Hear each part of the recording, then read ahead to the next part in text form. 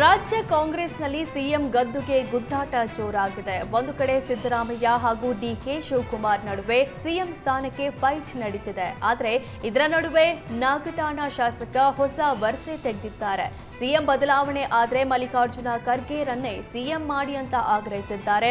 CLP ಸಭೆಯಲ್ಲಿ ಸಿದ್ದರಾಮಯ್ಯನವರೇ 5 ವರ್ಷ ಸಿಎಂ ಆಗಿರ್ತಾರೆ ಅನ್ನೋದನ್ನ ಹೇಳಿಲ್ಲ. 2.5 ವರ್ಷ ಒಪ್ಪಂದ ಆಗಿದ್ರೆ ಆ ರೀತಿ ನಡೆದುಕೊಳ್ಳಲೇಬೇಕು. ಕೊಟ್ಟ ವಚನ ನಡೆಸಿಕೊಡಬೇಕಾಗತ್ತೆ ಅಂದಿದ್ದಾರೆ. ಇಲ್ಲವಾದಲ್ಲಿ ಖರ್ಗೆ ಸಿಎಂ ಆದ್ರೆ ಯಾರು ಬೇಡ ಅನ್ನೋದಿಲ್ಲ. ದಲಿತರಿಗೆ ಸಿಎಂ ಕೊಟ್ಟರೆ ನನ್ನ ಬೆಂಬಲ ಇದೆ. ಕಾಂಗ್ರೆಸ್ ಖರ್ಗೆ ಸಿಎಂ ಆಗಬೇಕು, ದಲಿತ ಸಿಎಂ ಆದ್ರೆ ನನಗೆ ಖುಷಿ ಅಂದ್ರು. ನಾವು ಅಷ್ಟು ದೊಡ್ಡವರಲ್ಲ. ಸಿ ಎಂ ಇವರೇ ಆಗಬೇಕು, ಇವರೇ ಮಾಡಬೇಕು, ಇವರಿಗೆ ಆಗಬೇಕು, ಡಿ ಕೆ ಶಿವಕುಮಾರ್ ಆಗಬೇಕು ಅಥವಾ ಸಿದ್ದರಾಮಯ್ಯನವರೇ ಮುಂದುವರಿಬೇಕು ಅಂಥೇಳಿ ಹಿಂಗೆ ನಾವಂತೂ ಹೇಳೋಕೆ ಅಷ್ಟು ದೊಡ್ಡವರು ಆಗಿಲ್ಲ. ಅದರ ಆಗುವಂಥ ಪ್ರಶ್ನೆನೂ ಇಲ್ಲ.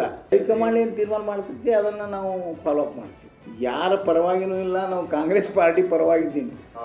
ಆದರೆ ಸ್ವಾಮೀಜಿಯವರಿಗಿಂತ ನನ್ನ ದೃಷ್ಟಿಕೋನದಲ್ಲಿ ಪ್ರಜಾಪ್ರಭುತ್ವದಲ್ಲಿ ಶಾಸಕ ಭಾಳ ಮಹತ್ವ ಇರ್ತದೆ.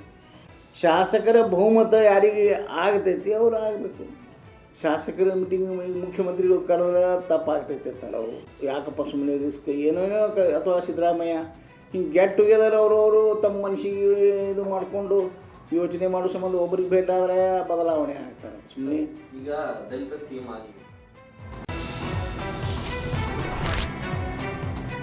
ರಾಜ್ಯ ಕಾಂಗ್ರೆಸ್ನಲ್ಲಿ ಜೋರಾಗಿರುವ ಕುರ್ಚಿ ಕಿತ್ತಾಟದ ಪ್ರಹಸನದ ಬಗ್ಗೆ ಕೇಂದ್ರ ಸಚಿವ ವಿ ಸೋಮಣ್ಣ ಲೇವಡಿ ಮಾಡಿದ್ದಾರೆ. ಸಿದ್ದರಾಮಯ್ಯ ಡಿಕೆ ಶಿವಕುಮಾರ್ ನಾಟಕ ಮಾಡ್ತಿದ್ದಾರೆ.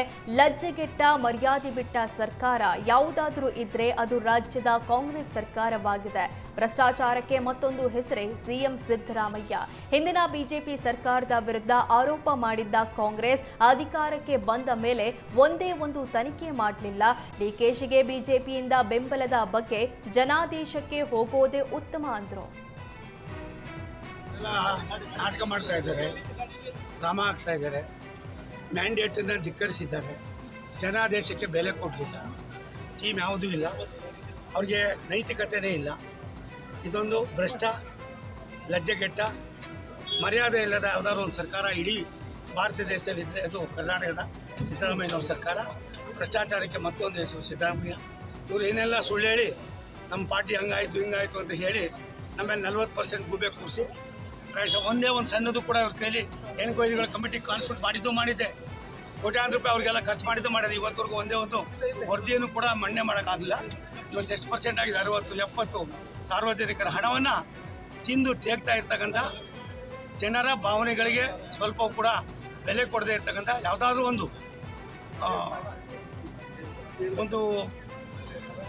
ಲಜ್ಜೆಗೆಟ್ಟ ಸರ್ಕಾರ ಇದ್ದರೆ ಅದು ಸಿದ್ದರಾಮಯ್ಯನವ್ರ ಸರ್ಕಾರ.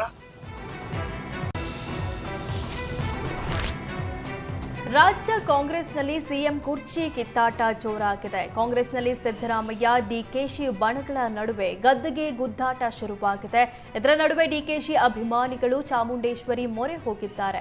ಮೈಸೂರು ಚಾಮುಂಡೇಶ್ವರಿಗೆ ಡಿಕೆ ಶಿವಕುಮಾರ್ ಸಿಎಂ ಆಗ್ಲೆಂದು ಹರಕೆ ಹೊತ್ತು ಈಡುಗಾಯಿ ಹೊಡೆದಿದ್ದಾರೆ.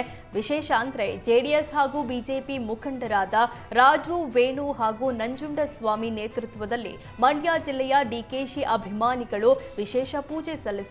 ಡಿಕೆ ಶಿವಕುಮಾರ್ ಮುಖ್ಯಮಂತ್ರಿ ಆಗ್ಲಿ ಅಂತ ಹರಕೆ ಮಾಡಿ 1001 ತೆಂಗಿನಕಾಯಿಯನ್ನ ಒಡೆದು ಡಿಕೆಶಿ ಪರ ಘೋಷಣೆ ಕೂಗಿದ್ರು. ರಾಜ್ಯದಲ್ಲಿ ಶುರುವಾಗಿರುವ ಕುರ್ಚಿ ಕಿತ್ತಾಟದ ನಡುವೆ ಸಿದ್ದರಾಮಯ್ಯ ಬೆನ್ನಿಗೆ ಅಹಿಂದ ಸಂಘಟನೆ ನಿಂತಿದೆ. ಬೆಂಗಳೂರಿನ ಗಾಳಿ ಆಂಜನೇಯ ದೇವಸ್ಥಾನದಲ್ಲಿ ಸಿದ್ದರಾಮಯ್ಯ ಪರ ವಿಶೇಷ ಪೂಜೆ ಸಲ್ಲಿಸಿದ್ದಾರೆ. ಸಿದ್ದರಾಮಯ್ಯ ಫೋಟೋ ಹಿಡಿದು ದೇವಸ್ಥಾನದ ಉರುಳು ಸೇವೆ ಮಾಡಿದ್ದಾರೆ. ಸಿದ್ದರಾಮಯ್ಯ ಅವರೇ ಮುಖ್ಯಮಂತ್ರಿ ಆಗಿ ಮುಂದುವರಿಸುವಂತೆ ಪ್ರಾರ್ಥಿಸಿ ಹರಕೆ ಕಟ್ಟಿ ವಿಶೇಷ ಪೂಜೆ ಸಲ್ಲಿಸಿದ್ರು. ಕರ್ನಾಟಕದಲ್ಲಿ 7 ಕೋಟಿ ಕನ್ನಡಿಗರು ಸುಭಿಕ್ಷವಾಗಿ ಇದ್ದಾರೆ. ಕರ್ನಾಟಕ ಸುಭಿಕ್ಷವಾಗಿ ನಡೀತಾ ಇದೆ ಅಂದರೆ ಇದಕ್ಕೆ ಮುಖ್ಯಮಂತ್ರಿಗಳೇ, ನಮ್ಮ ಮುಖ್ಯಮಂತ್ರಿಗಳಾದಂಥ ಸಿದ್ದರಾಮಯ್ಯನವರೇ ಕಾರಣ. ಅಂಥ ವ್ಯಕ್ತಿನ ಕೆಳಗಡೆ ಇಳಿಸಿ ಬೇರೆ ದಗಾಕೋರರು, ಲೂಟಿಕೋರರು ಇಂಥ ರಾಜಕಾರಣಿಗಳಿಗೆ ಕೊಟ್ಟರೆ ಪ್ರತಿದಿನವೂ ಬರೀ ಲೂಟಿ ಮಾಡ್ತಾ ಇದ್ದಾರೆ. ಕರ್ನಾಟಕದಲ್ಲಿ ಕಳಂಕರಹಿತ ಮುಖ್ಯಮಂತ್ರಿ, ನಂಬರ್ 1 ಮುಖ್ಯಮಂತ್ರಿ ಅಂದರೆ ಅದು ಸಿದ್ದರಾಮಯ್ಯನವರಿಗೆ ಸಲ್ಲುತ್ತೆ. ಮೇಡಮ್ ಅವರು ಮಾತು ಕೊಟ್ಟಿಲ್ಲ, ಕೊಟ್ಟಿದ್ದೇ ಆಗಿದ್ರೆ ನುಡಿದಂತೆ ನಡೀತಾ ಇದ್ರು. ಅವರು ನುಡಿದಂತೆ ನಡೆದಿದ್ದಾರೆ. ಇದೇ ಸರ್ಕಾರದಲ್ಲಿ ಪ್ರತಿಯೊಂದು ನೋಡಿ ಅವ್ರು ಏನೇನು ಹೇಳಿದ್ದಾರೆ ಅದನ್ನು ಅದೇ ರೀತಿ ನುಡಿದಂತೆ ನಡೆದಿದ್ದಾರೆ. ಆ ರೀತಿ ಏನಾದರೂ ಮಾತು ಕೊಟ್ಟು ನಾನು 2.5 ವರ್ಷ ಅಧಿಕಾರ ಮಾಡಿ ಮತ್ತೆ 2.5 ವರ್ಷ ಬೇರೆಯವ್ರಿಗೆ ಬಿಟ್ಟು ಕೊಡ್ತೀನಿ ಅನ್ನೋದೇ ಆಗಿದ್ರೆ ಖಂಡಿತ ಆ ಮಾತಿಗೆ ಅವರು ಬದ್ಧವಾಗಿರ್ತಿದ್ರು. ಬಿಟ್ಟು ಕೊಡಬೇಕು ಅಂತ ಅಂದರೆ ಸಿದ್ದರಾಮಯ್ಯನವರು ಕೆಳಗೆ ಇಳಿದ ತಕ್ಷಣ ಕರ್ನಾಟಕದಲ್ಲಿ ರಾಜಕೀಯ ಅಲ್ಲೋಲ ಕಲ್ಲೋಲ ಆಗುತ್ತೆ ನೋಡಿ ಅಮ್ಮ.